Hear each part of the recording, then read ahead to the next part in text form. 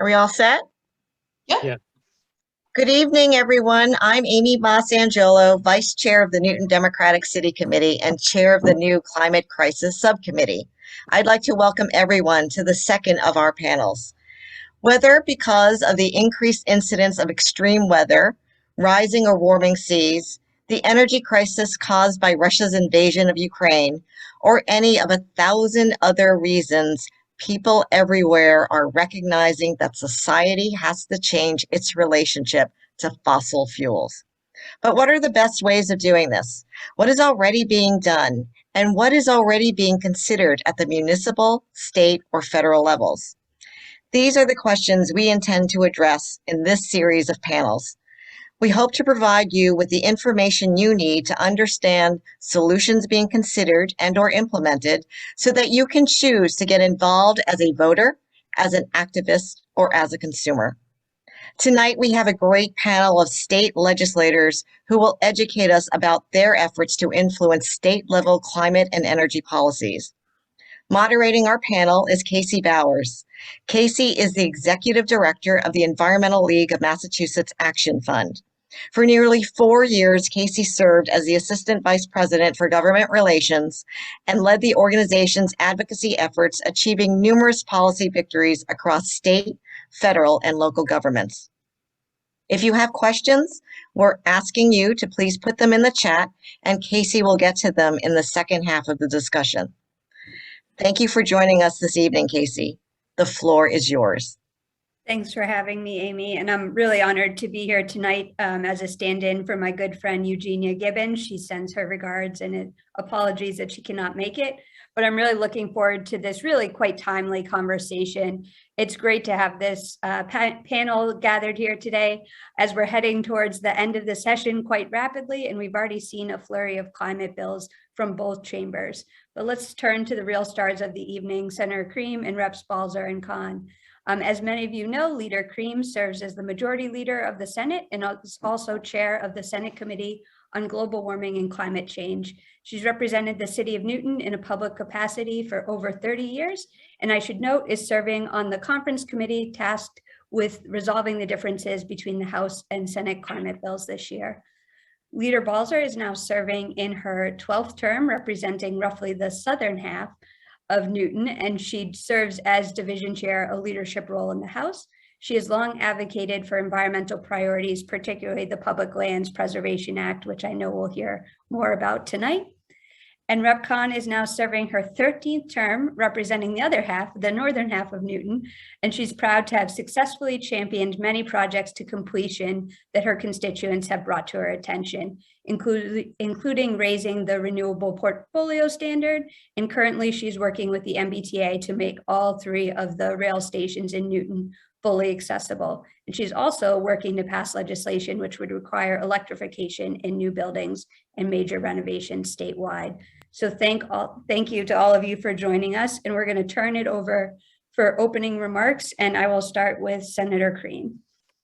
Thank you, Casey. It's great to be here. It's always great to be with my 2 partners in crime or whatever. It's always great to share the stage with them. I found that one challenge of working on climate change policy is maintaining hope. My own granddaughter has told me, when I told her that I was chairing the Committee on Global Warming, she said, "It's too late, Grandma, too late to address climate change."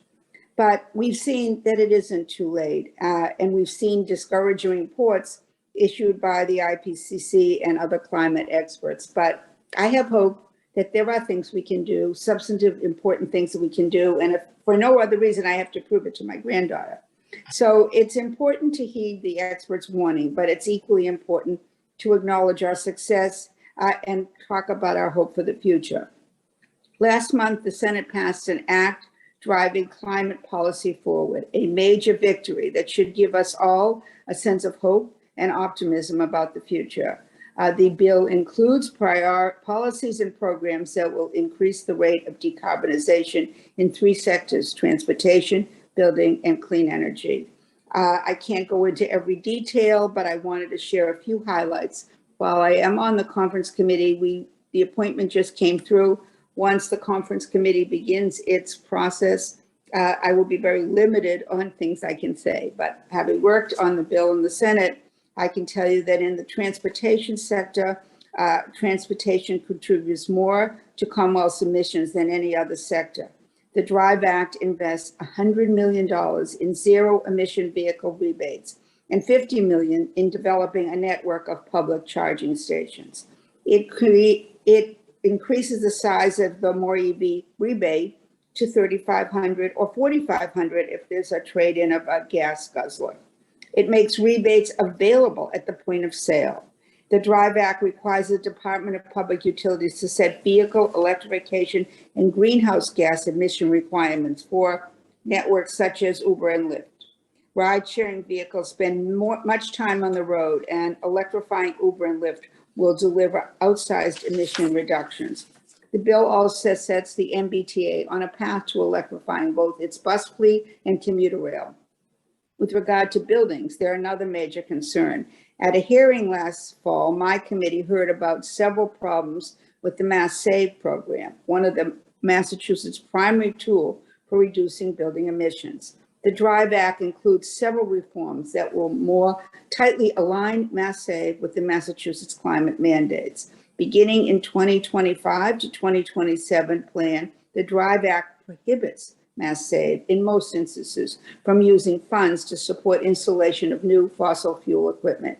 It makes it easier to use Mass Save funds for projects that involve renewables and energy and storage.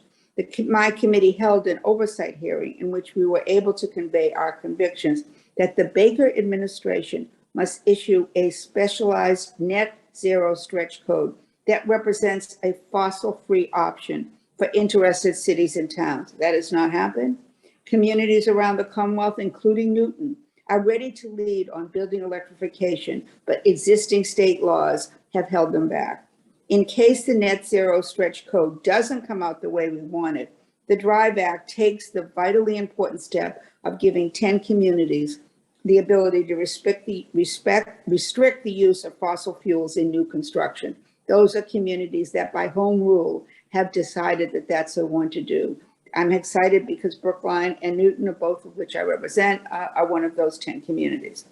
My hope and expectation is that the efforts of those communities will be a success, and we can build on that success statewide.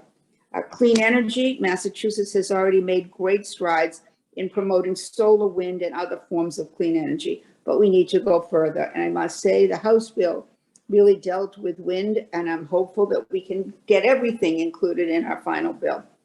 But the DRIVE Act invests $100 million in infrastructure, research development, and workforce development related to clean energy.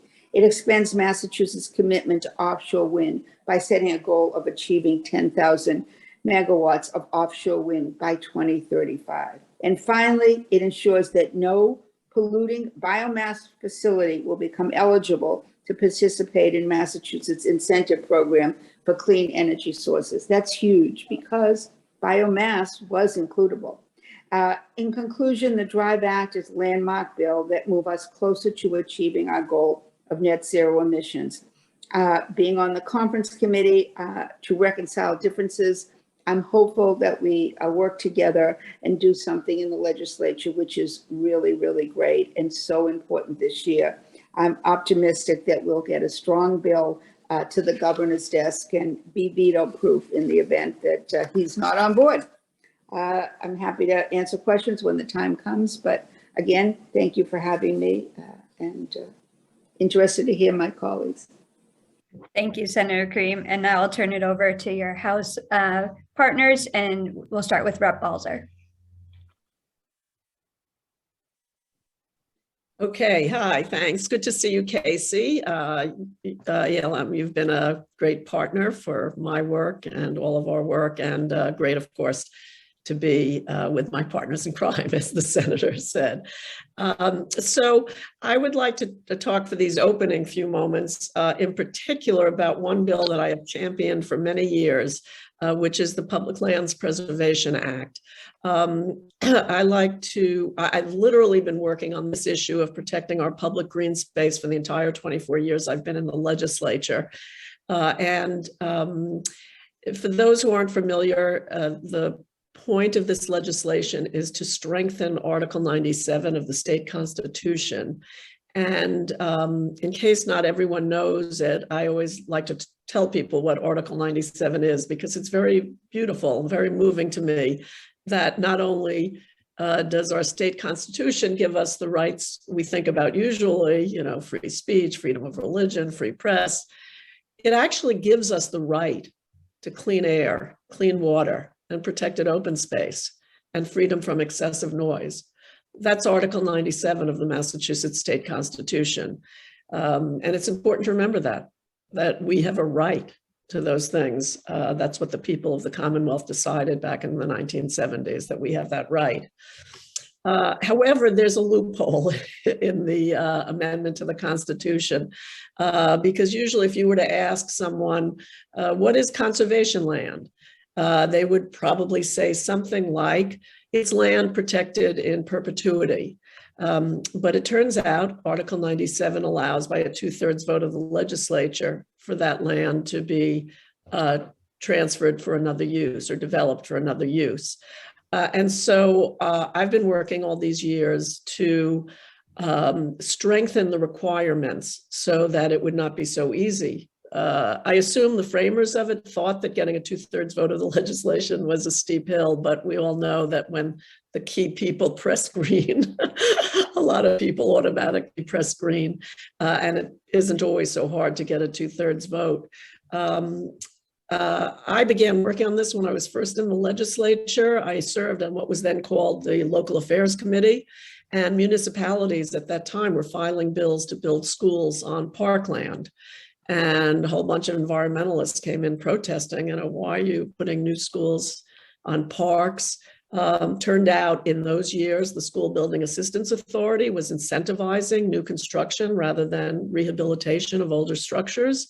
And that was an early victory. I and my colleagues in the environmental community, working with then Governor Paul Cellucci, actually changed that policy so that it removed that incentive, and building schools on parkland really diminished. But over the years, other bills have continued to be passed. And so I became the lead House sponsor of this legislation, which would require that in the event that land is transferred to another use, it would have to be replaced with land as valuable from not just a market value, but also from a natural resource point of view. And that bill I've championed for many years. We're really making huge progress now. The bill passed the House once at the very end of the last session. We didn't give the Senate a chance to work on it. So this session, we passed it early in the term. The House passed it again. The Senate has now also passed a version. We're in the middle of reconciling the differences, but basically I am quite hopeful that after many years of working on this, we will pass very strong legislation that will protect our public parks, which, by the way, one of the many things we learned during COVID was how valuable our parkland is to people. It was, what really gave people some, if you saw the crowds in the parks the way I did, it was really impressive. We can talk more later, but protecting open space is an important tool in the toolbox for combating the climate crisis. We need green space to store carbon. We need it to mitigate against flooding, to buffer against floods, I should say, as well as just being precious to all, especially our urban, overly developed communities. Just quickly, I'll just mention, we can get more into in the Q&A. I've also worked locally on protecting our natural resource gems like Hammond Pond and Crystal Lake and Hemlock Gorge. And I've worked for bike and pedestrian access, which is an important tool also in our toolbox, and just supported the many bills over the years, starting in 2008 with the Global Warming Solution Act, more recently the roadmap, and most recently the House Wind Bill. So there's lots to do, and your delegation has been busy doing it. And I'll pass the baton to the representative of the northern half of the city. Great. Great. Well, it's wonderful to be here. This is a great opportunity. Always enjoy seeing our constituents and particularly the folks that really like to work with us and we hear from quite often. And so it's really nice to have this opportunity to sort of catch people up in terms of what we're doing. I would also just like to mention a few of the things. I think when I first came into the legislature, I had no idea really what people were going to be looking for or asking for. And one of the very first meetings that I went to in Auburndale, it was at the church in Auburndale. It was a community meeting, and this woman came up to me afterwards. She was a constituent, and she started to talk to me about the commuter rail. I mean, this is like I was probably there a week, and I had get this interest in helping me understand what was going on with the commuter rail, and that there were 43 steps to get down to the station. I had no idea. I had to admit I had never been on a commuter rail in Newton. And then I then discovered that there were 3 commuter rail stations in Newton. Each one of them had 43 steps to get down to the station. So obviously that limited the ability to get on the train easily. And so it left out a lot of people. And she was talking about her parents who would come and want to take her children to the museums in Boston. And they just had too much difficulty getting down to the commuter rail station. So that was my first introduction to what legislators were looking for. What our constituents were looking for. And so I've been working on that for years and years and years. And I thought of that as something that's definitely climate related, because, you know, you want to get people out of their cars and onto the trains.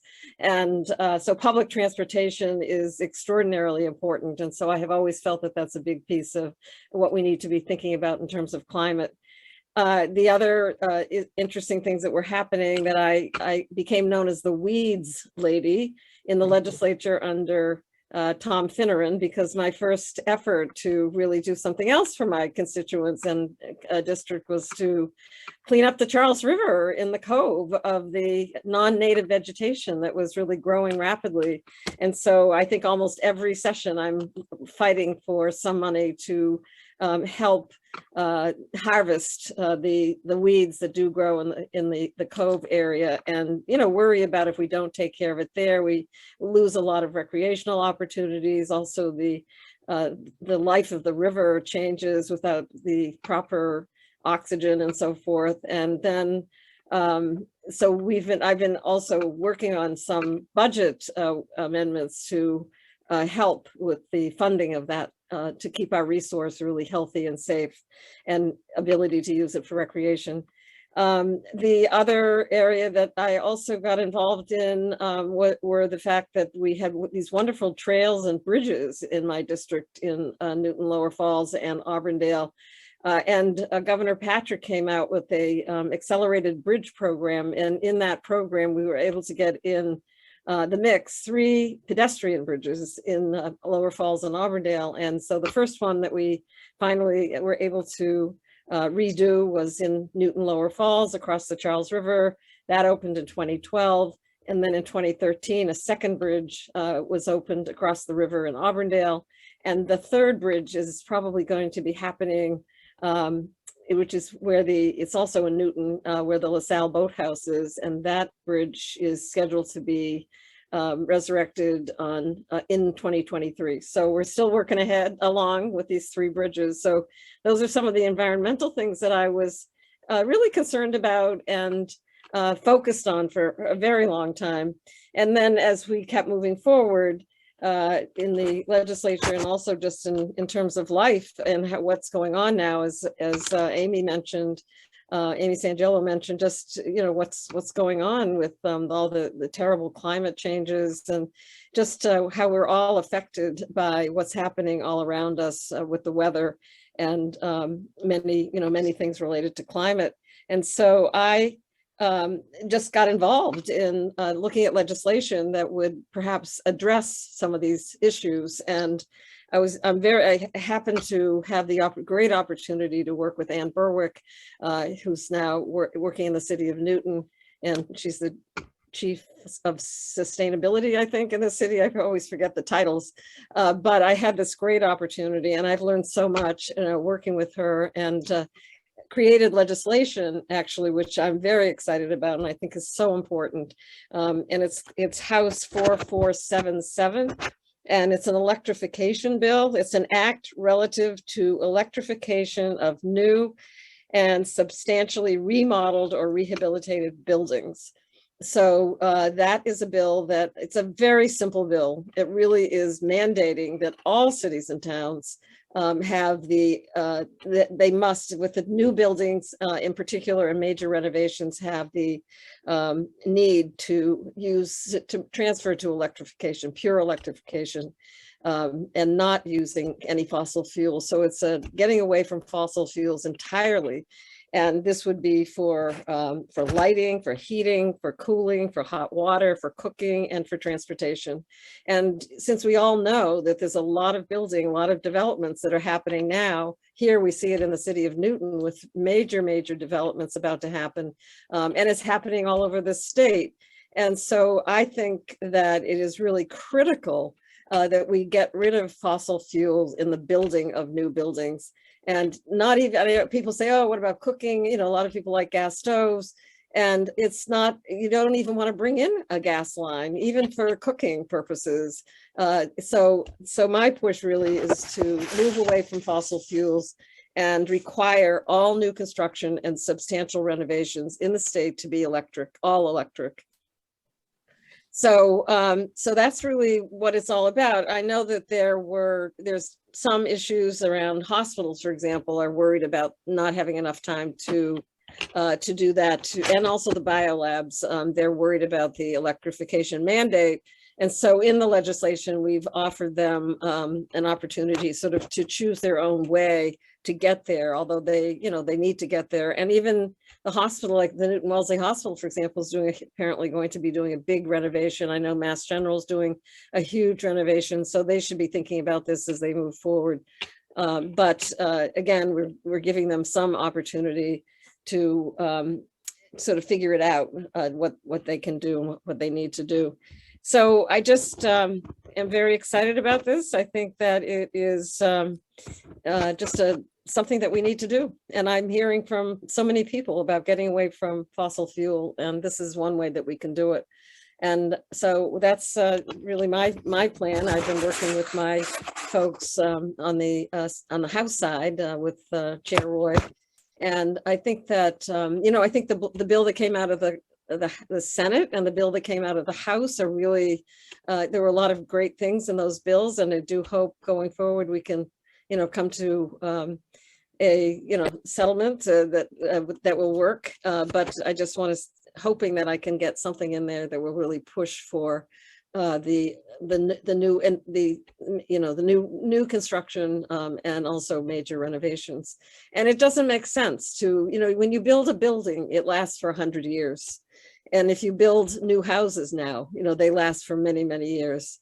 It will be a problem in terms of retrofitting old buildings. And so that's something that we're going to have to deal with at some point.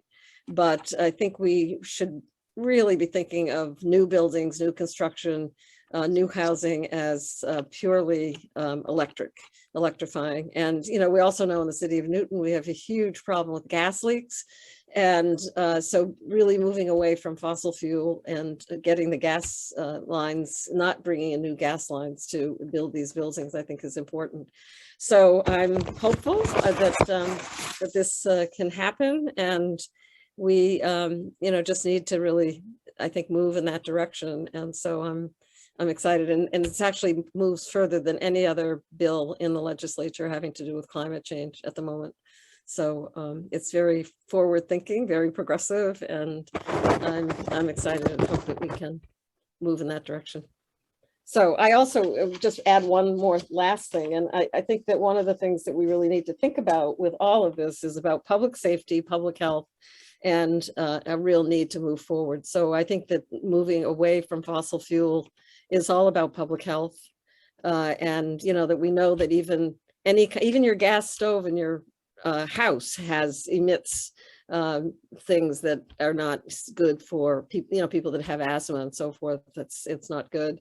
And so I think that from a public safety committee, from perspective in terms of the just the leaking of gas is not good. And, I think we're doing a lot of work around solar. I think solar in the Northeast is going to be a huge thing. And I think the wind, solar and wind and hydro, I think are huge. And so I think that, we came out with a lot of work on wind in the bill that we produced. And so I'm hoping that, again, as Senator Cream mentioned, that we can kind of come together on many of these issues. So that's what I have to say. Thank you. Thank you. And there's a lot to dive into on all of those opening remarks. There are quite a few questions, certainly around going all electric. But I think one of the things I've seen quite a few times now in the chat and in some of the pre-prepared questions is, what can all the very active folks on this call do to help push legislation along, and what is the most effective way to advocate? And I think all of you probably have a comment on that, but is there anyone who would like to jump in with that one? I'm happy. Just say that, we all have lists of bills on our website. I'm a lead sponsor on the bottle bill, and that would be a major thing if we somehow passed a new bottle bill. And I know that we all have outstanding bills. I have a reforestation bill.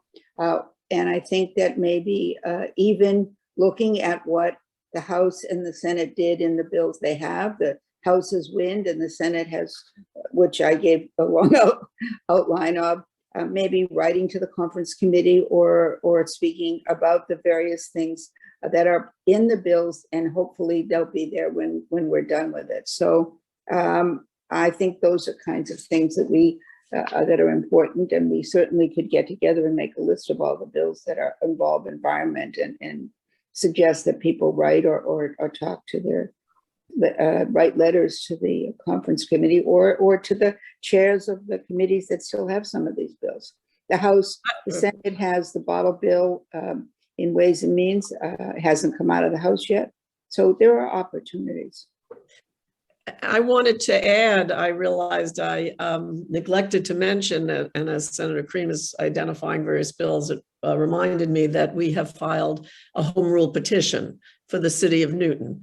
As a result of a unanimous vote on the city council. I think I saw that Susan Albright is on the call. So thank you to the city council for voting that Newton be allowed to require only using electricity as an energy source for new construction of. And that would happen in the DRIVE Act. Yes. Because they're they haven't hit 10 yet. Right. So Newton, that would happen. Right. Right. But additionally, all of us filed separate legislation as a result of the mayor and the city council unanimously asking us to do that. So just right. But yes, we could. There are other communities that have expressed interest in doing that as well. Great. So I'm hearing contact you all is one of the best ways, and make sure that folks are looking at the website to make sure they're up to date on all of the bills that you are working on, because certainly the hour would fly by if we were to list all of the bills that the three of you are working on, not just on the environment, but across the spectrum of issues. And Rep. Balzer, I did want to give you a little bit more time to talk about why protecting public lands is connected to both the climate crisis, but also environmental justice, because I know ELM is really looking forward to seeing PLPA cross the finish line this year. Yeah, well, ELM's been a trooper through the years working on it.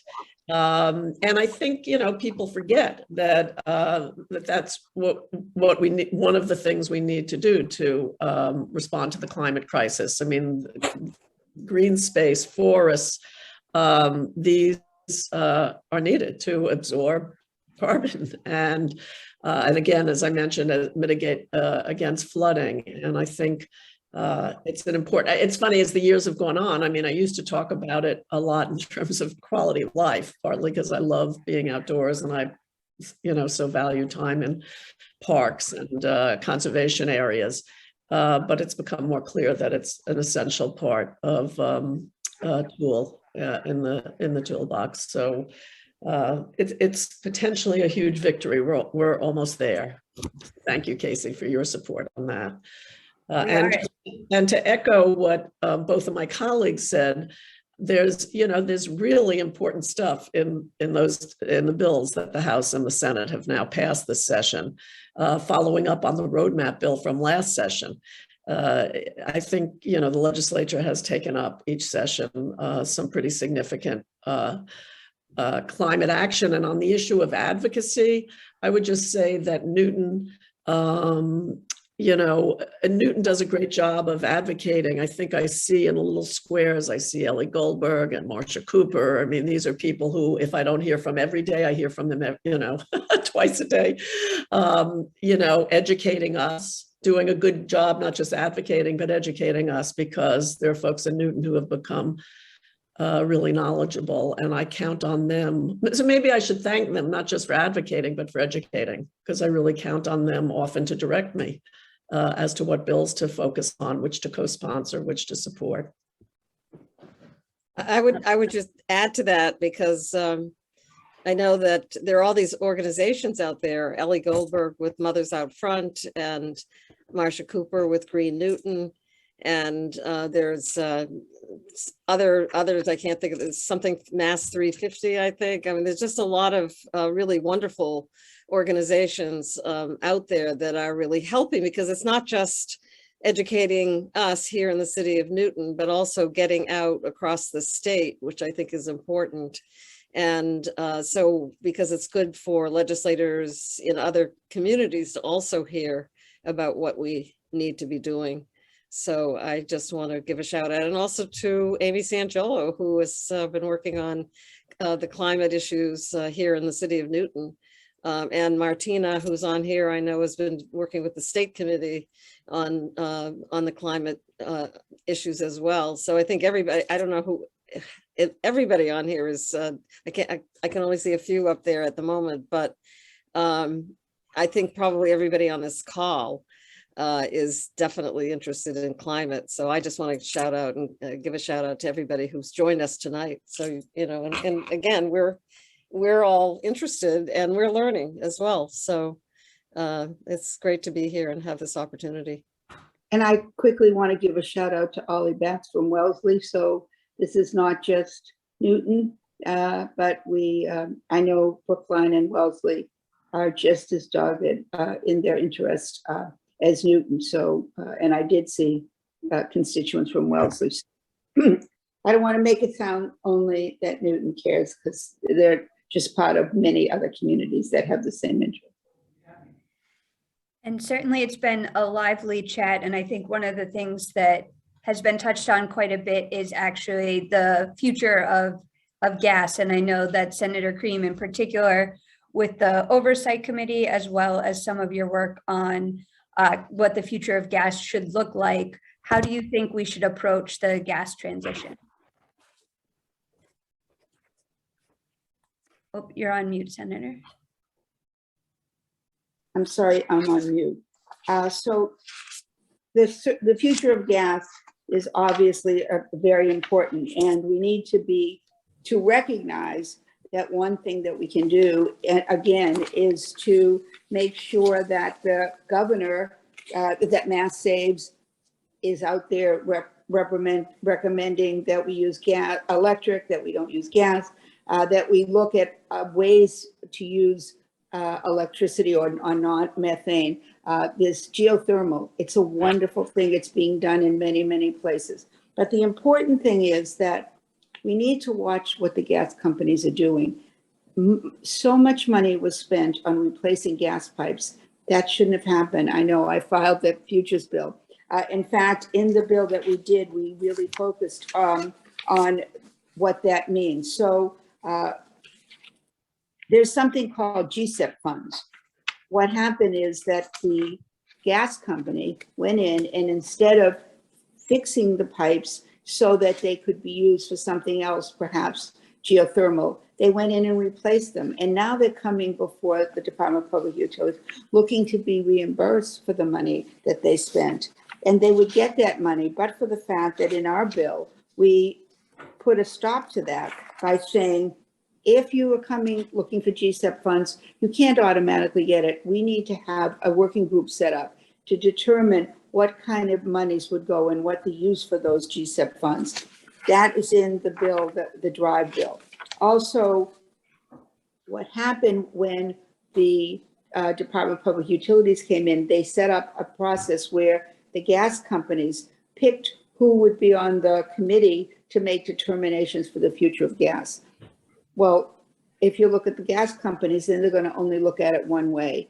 And the Attorney General has intervened and said that can't happen. We need to have a process where the consumers come in, where the ratepayers can have some say on what's going to happen in the future of gas. So we dealt with that in our bill too, to provide for an adjudicatory hearing with regard to new proposals by the gas company.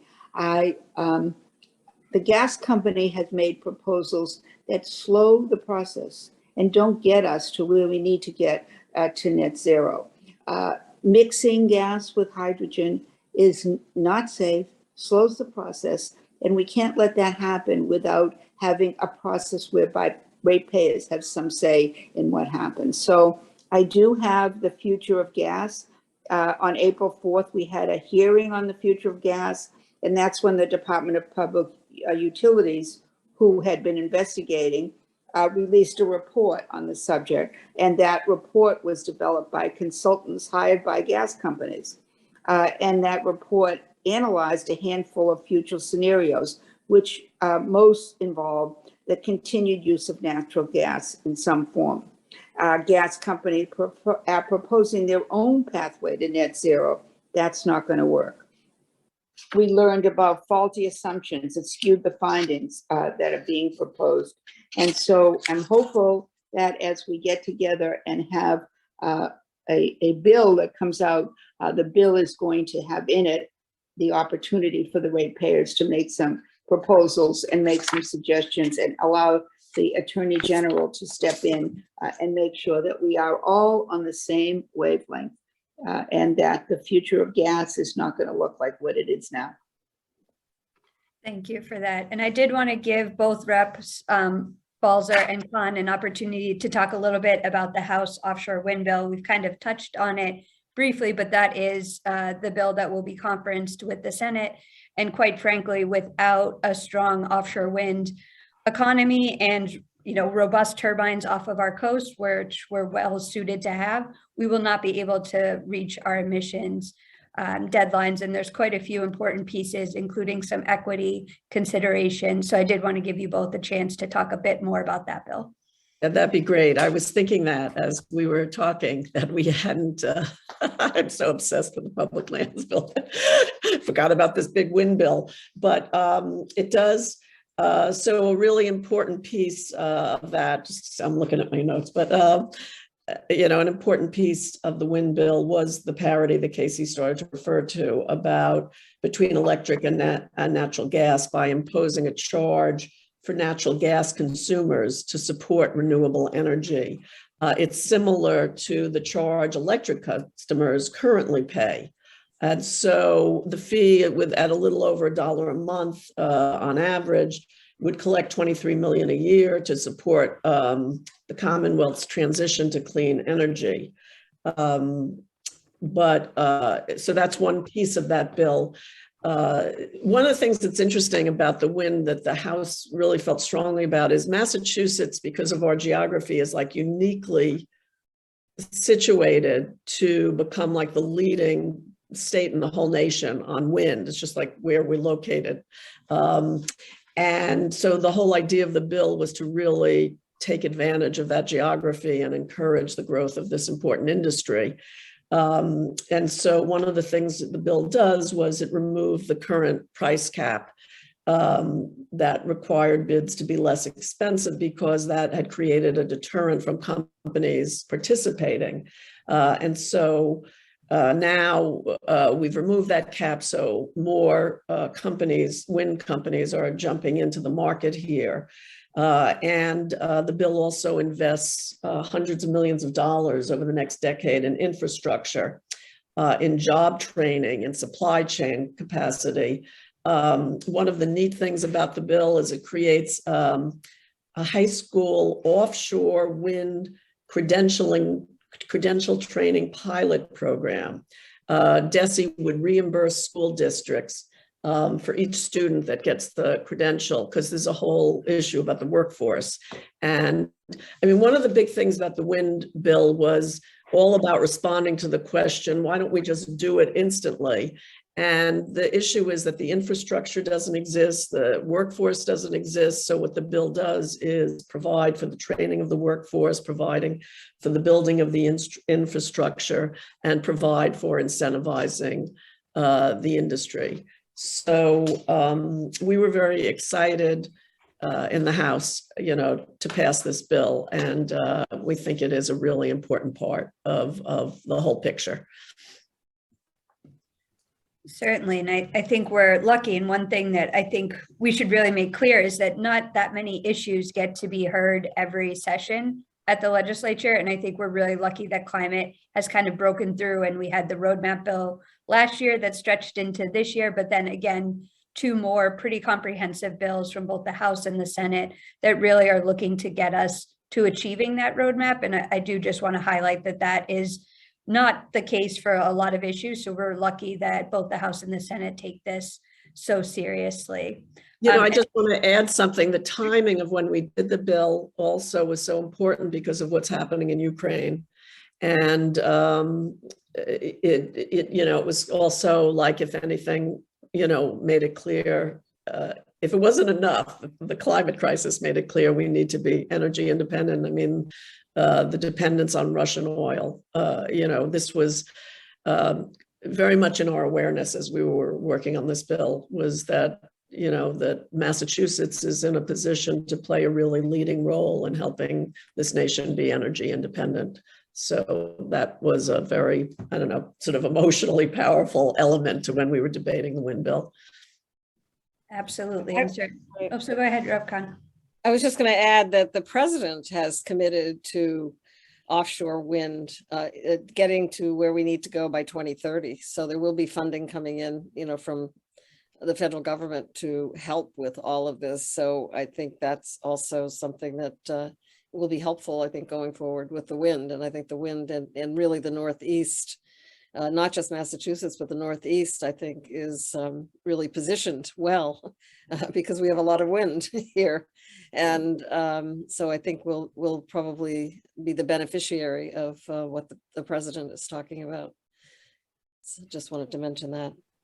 Certainly, and we've certainly seen the economic factors when they just released more lease areas off of the coast of New Jersey and New York. I mean, these went for billions of dollars, and no, that's not me making a mistake. It was literally over, I think it was approximately $3 billion just for these companies to bid into the lease areas. So even major companies believe that this is the direction we're headed in, and certainly ELM is really excited to see that.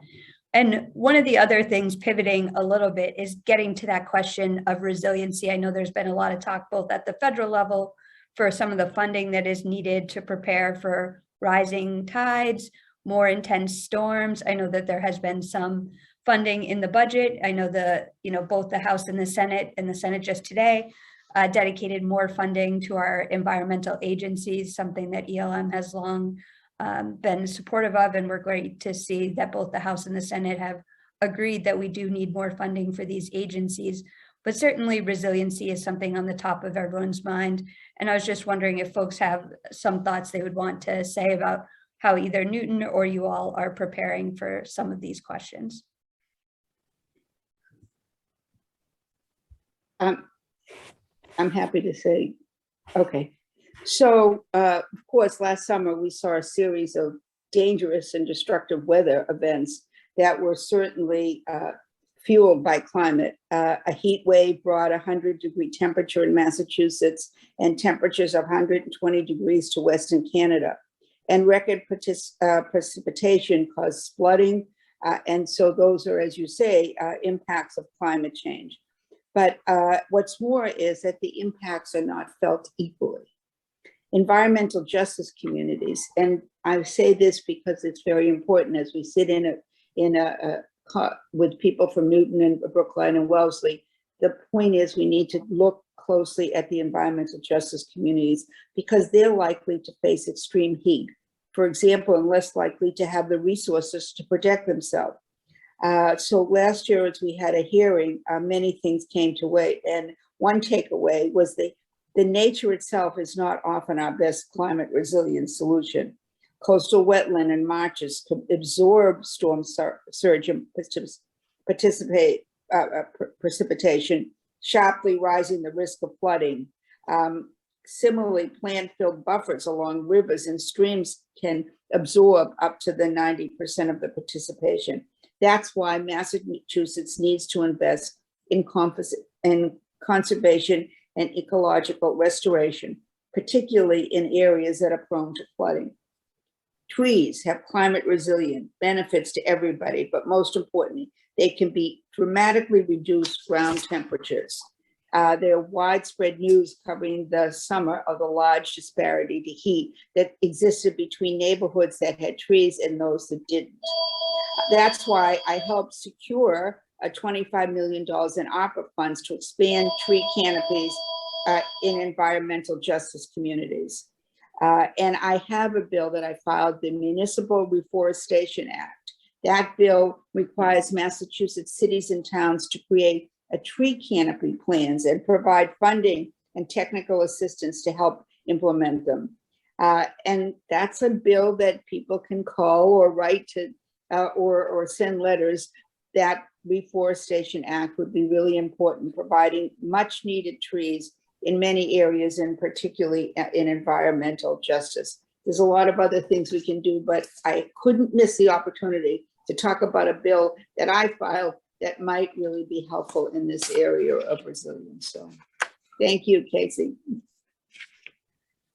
It's great when we can tee you up like that, but I think it just underscores how much work is really being done by this delegation on all of the aspects of the climate crisis. So really a testament to all the great work that you're doing. I'm going to try to summarize some of what we've seen in the chat, which again has been quite lively, but I think there's a big discussion on some of the other potential sources of energy that we might use during the transition, but also might be necessary to as we keep going, whether it be continuing to use gas, looking at potentially the use of hydrogen. I know that the Senate bill also brought forward the idea of perhaps fusion, which, out in Devens they just broke ground on a whole new building and they feel like they're closer to fusion than ever before. But as we handle this, the transition to more renewable energy, what is your opinion on some of the either gas being used in the meantime and perhaps some of these new energy sources? Does anyone want to jump in, or do you want me to? Well, I just think just on I had filed legislation. Actually, it's funny. I thought Eugenia was going to be here. She and I worked together on a gas pump, heat pump legislation last session. We were trying to alter the incentive program that Mass Save has, because Mass Save still has an incentive for certain, low energy efficient gas. And we introduced some legislation to eliminate that and just, get them off Mass Save. It's rebates altogether and just go totally to heat pumps. So now I think I'm going to kind of continue to work. Well, we'll see what happens now with the conference committee. But that was one approach we took. I just wanted to ask, one of the things I saw in the chat was a whole discussion about joining the different local groups. And I wanted to give a shout out to that idea because I think, that way you're not an individual just having your own ideas about how to, combat climate change. You're working with like-minded people, but it also kind of makes it easier for us, because then, like at the beginning of the session, when you want us to sign on to certain bills, then it's the voice of Mothers or 350 or Green Newton, whichever group it is. And then similarly at this phase, when you might write a letter to the conference committee, or you might write a letter to the committees that are considering some of the separate bills that aren't in the conference, aren't in either the wind or the Senate omnibus bill. You're then speaking, I think, with some power with a group that's not only local, but has groups, in the communities across the state. Just as there was that whole conversation in the chat, and I wanted to respond to that. And I think that's a good idea for people to coalesce and then communicate to us with a strong voice. And if I totally agree. That's great thought, Rep. Balzer. I wanted to I saw this in the chat. I'm not a fan of green hydrogen. It may have some uses. It's hard to do, but it shouldn't go into the pipes that run into our homes. It certainly will delay us getting where we want to go. And I think that we can't think about RNG and green hydrogen, because they're really, gas companies are pushing that. They ought not to be doing that. They ought to be looking at other ways. They ought to be looking at geothermal fusion. And I'm not a big fan of green hydrogen. So I know that came up in the chat, but it certainly has a lot of risk. And I don't think it's going to really necessarily be able to be used and get us where we need to get. I know that might not be popular with someone in the chat, but I do feel that way. Thank you for that. And I will say one of the reasons I like sitting here, although I realize you can't see it, is we recently, I guess it's almost 2 years ago, switched to air source heat pumps ourselves at our house. And because we actually still had oil and the Mass CEC Mass Save incentives, and honestly, the ability to also add in air conditioning to my house that did not have it were two of the main reasons. And certainly now with the pricing, we're quite pleased with our transition. But I would say that it's becoming more and more common. And I think the more we can talk about it and get folks familiar with it, it becomes a lot less scary to switch to electrification and start talking about these air source heat pumps. So I am cognizant of the time. So I did want to, probably in reverse order, just give everyone one last minute for any final comments before I turn it back over to Amy, or at least wrap it up for tonight. So Rep. Khan, I'll start with you. Okay, well, I'm going to give another plug for my legislation, House 4477, because I think it really will tackle so many of the things that we're talking about today.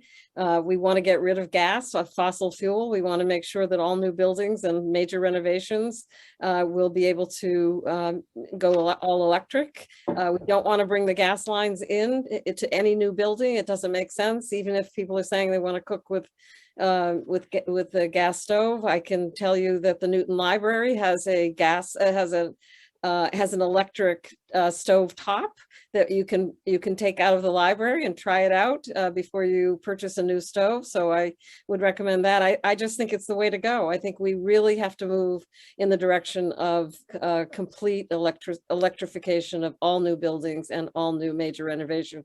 And it's going to be very expensive for old buildings to convert. That's going to be very difficult. And that's why I think it's important to think about what we're going to be doing going forward with new buildings and major renovations, because again, as I said earlier, these buildings last for years and years and years and years. I mean, I'm living in a house that was built in the late 1800s. And so, I think we need to be thinking really carefully about making sure that this happens. So I would like to see my legislation included in some form in the climate bill, the bills that come out, because I think we really need to be needing to push in that direction. So I'm giving the last plug. Great, Rep. Balzer. And in that spirit, maybe Gary, you can put House 4730 into the chat. That's our home rule petition filed by all of us at the request of the mayor and the entire city council, so that Newton will have the option of requiring that electrification. And then I just want to say quickly, one of the things that I enjoy about being a rep and I find meaningful is that we work on the big and the local small versions of the same issue. So on the one hand, the House passed this big wind bill that, I'm thrilled about, and we're talking about my protecting public lands. But then we also spend, all of us do, getting these sort of smaller budget amendments in so that we can combat the climate crisis on a very local level. And so I've been working, I think I see Maureen on the call, Riley Mager. I've been working to try to get Quinnipiquin Road more bike and pedestrian friendly so we can get people safely out of their cars. I've been doing the same in the area down the street near Hemlock Gorge. Hammond Pond Parkway, all these little projects is a nice way of working locally to get people out of their cars and saving our climate at the same time that we work on some of these much bigger and more ambitious pieces of legislation. Great, Senator. I'm going to have Garrett put in the chat, if we can find it, the number of the Senate number for the bottle bill, which would be a huge change. It hasn't been changed in a long time. And when it was first filed, bottled water and all of those things in NIPS, they weren't even included. And another bill called Dark Skies, a bill that would require all lighting on the streets to be shine down, not shine up, so that we can see the stars again. I want to just end with one thing that I want to say, that my huge, really great big success this year, and I want to pat myself on the back. I convinced my daughter to get an induction stove. She needed a cooktop. She needed a new cooktop, and she went in and put a deposit down on a gas cooktop. Always liked a particular brand, and I was aware of induction, and I saw how it worked. And I started sending her notes, but I went overboard. I sent her note after note with how gas cooktops leak methane even when they're not turned on, and that induction is so much better, faster. I went through the whole thing to the point that she said, I can't stand talking to you anymore. But she did call to change the order, and she was also able to save money with the induction over the gas. So I really felt it important to say that my biggest accomplishment was that I did succeed in one person changing from gas to induction. And I hope I can have more successes as the year go by, but that's my biggest. Thank you. All right, I think that's a great note to end on, and thank you all for joining us for this robust discussion, and I'll turn it over to Amy. Thank you all. Thanks, Casey. It's great to see you. Great to see you all too. Wow. Thank you, Casey, for leading this panel discussion. And thank you, Cindy, Ruth, and Kay for joining us tonight and sharing all the great work that you do. What a great way to continue the Newton Dems climate crisis panel discussions, and for all of us to learn more about the great efforts that you are leading in the State House and all the different ways that we can support you. If you enjoyed this conversation, please join us again on Tuesday, May 24th, when we will be hosting a conversation with City Councilor Emily Norton, Newton Citizens Commission on Energy Chair Helena Brown, and one of the city's Newton Sustainability Directors, Ann Berwick, when we'll hear and discuss perspectives on the municipal level climate and energy policy initiatives that they're working on. Thank you everyone for coming this evening, and we look forward to seeing you again on the 24th. Have a great evening.